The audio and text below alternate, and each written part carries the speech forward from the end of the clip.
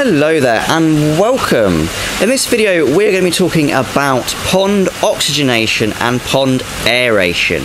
Now during the peak summer months when the weather is very warm and the oxygen level in your pond starts to deplete, aeration and oxygenation become very important to the health of your fish. Now firstly, we'll just summarise the differences between aeration and oxygenation.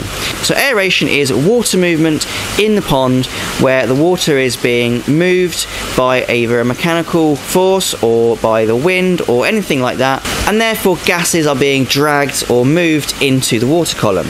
Oxygenation is the thing that happens after aeration.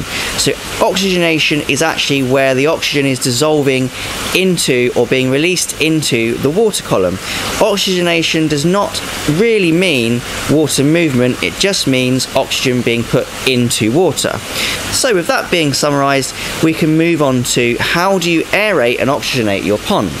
Well, there are some very easy ways to oxygenate your pond. You can create a waterfall in your pond to create a very steady and reliable aeration. If you have a smaller pond, you can add things like fountains.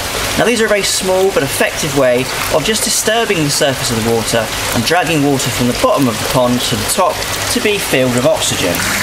Now the absolute most effective way of aerating and oxygenating your pond will be to add air stones. Now air stones are connected to an air pump. The size of the air pump can vary from something that runs a single stone to something that runs up to 18 stones. But what you can see here is air is pumped directly through this tube to this stone and then through the pond.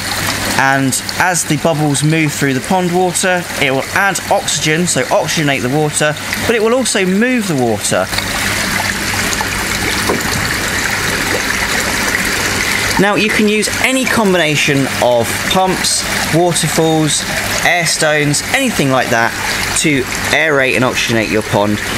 So the second way to oxygenate your pond is to use plants. Now note in this case I said oxygenate and not aerate, and that's because plants will not move your water column around. What they will do is they will grow and they will release oxygen as they photosynthesize. So in this case they are oxygenators. Now there are tons and tons of different types of oxygenating plants that you can use. Some of them are better than others, some of them will overwinter and some of them won't.